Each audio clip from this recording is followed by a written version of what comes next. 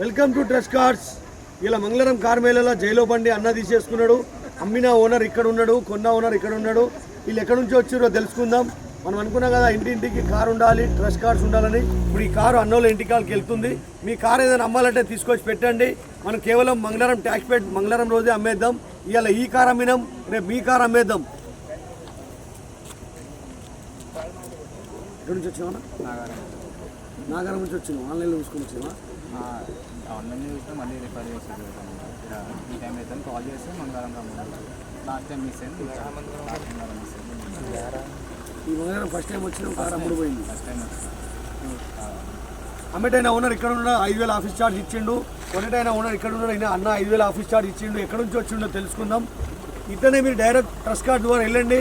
వెళ్తే ఇప్పుడు అన్న పర్మిట్ క్యాన్సిల్ చేసి సీసీ కొట్టిస్తాడు. ఈ అన్న పేరు మీద చేపించే బాధ్యత మాది. ఖచ్చితంగా మీరు పేరు మీద రిజిస్ట్రేషన్ చేసి కారు ఇస్తాం.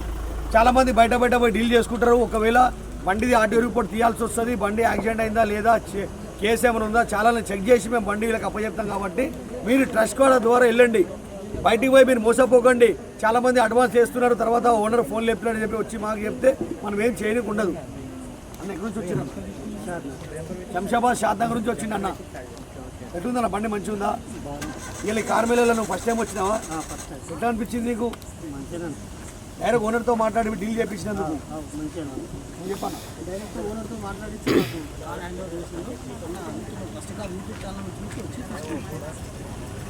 ఎవరు కూడా డైరెక్ట్ ఓనర్తో మాట్లాడిపోయారు. ట్రస్ట్ కార్డ్స్ ఒకటే డైరెక్ట్ 40 రూపాయలు డీల్ ఉంటుంది. కాబట్టి వెంటనే మీరు వచ్చేయండి. ఈ కార్ మేళ ఇంతటితో సమాప్తం. వచ్చే కార్ మేళ కొత్త కస్టమర్, కొత్త బండ్లతో మళ్ళీ కలుసుకుందాం. Trust cards.